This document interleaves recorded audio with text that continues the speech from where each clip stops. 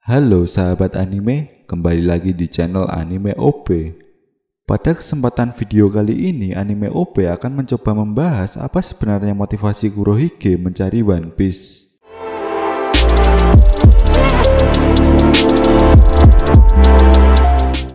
Sampai sejauh alur cerita One Piece, masih banyak tokoh atau karakter One Piece yang masih menjadi misteri latar belakangnya. Salah satunya adalah karakter antagonis Marsa the Teach alias Kurohige.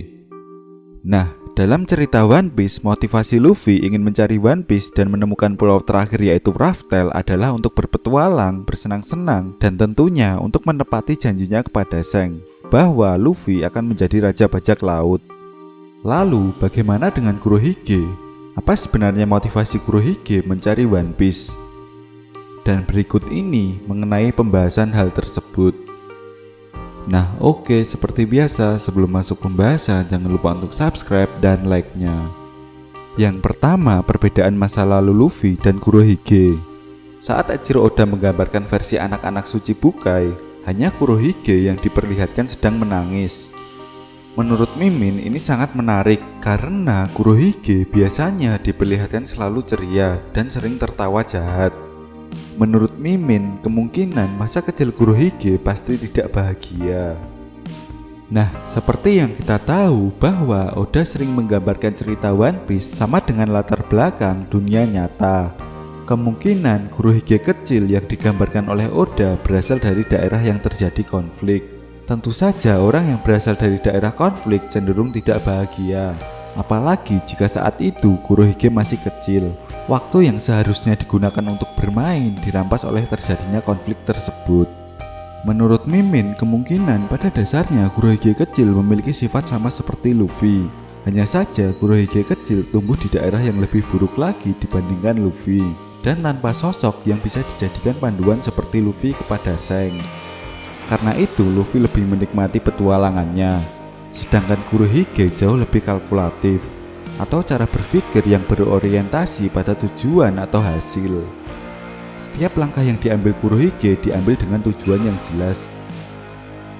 Sedangkan Luffy kadang mengubah dunia karena keputusan impulsif, yaitu perilaku yang tiba-tiba berubah, tiba-tiba di luar rencana, atau sebuah sikap yang tidak didukung dengan alasan yang kuat.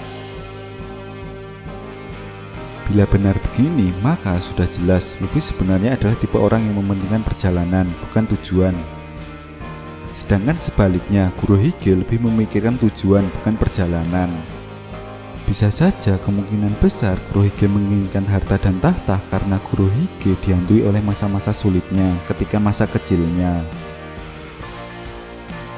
Yang kedua, mencari sejarah sejati. Dalam SBS volume 88, Oda mengatakan bahwa Kurohige tidak menjadi bajak laut, melainkan dia akan menjadi arkeolog. Sedangkan dalam SBS volume 82 juga mengungkap bahwa Kurohige memiliki dua hobi, yaitu judi dan meriset sejarah. Nah, menurut Mimin, Kurohige kemungkinan besar termasuk orang yang penasaran tentang sejarah asli dunia. Mengingat Raftel diduga adalah Great Kingdom, maka tidak mengherankan jika Kurohige yang memiliki hobi meriset sejarah ini ingin mengunjunginya. Seperti yang kita tahu, pada One Piece Chapter 908 diperlihatkan bahwa Kurohige termasuk orang yang diincar oleh Im Sama, selain Luffy, Putri Vivi, dan Ratu Mermaid, yaitu Shirahoshi. Menurut Mimin, Im Sama kemungkinan mengetahuinya dan mengambil tindakan jika Kurohige termasuk orang yang harus dibungkam juga. Ada juga kemungkinan jika Kurohige hobi meriset sejarah karena dia tahu kalau harta One Piece pasti memiliki hubungan dengan masa lalunya.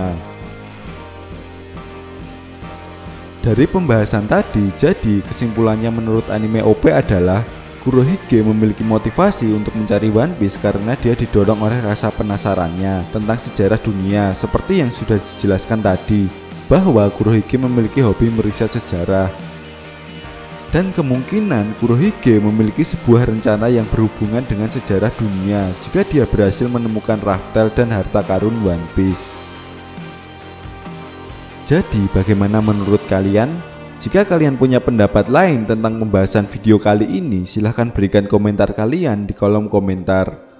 Oke, sekian video pembahasan kali ini dan sampai jumpa di video pembahasan berikutnya. Terima kasih.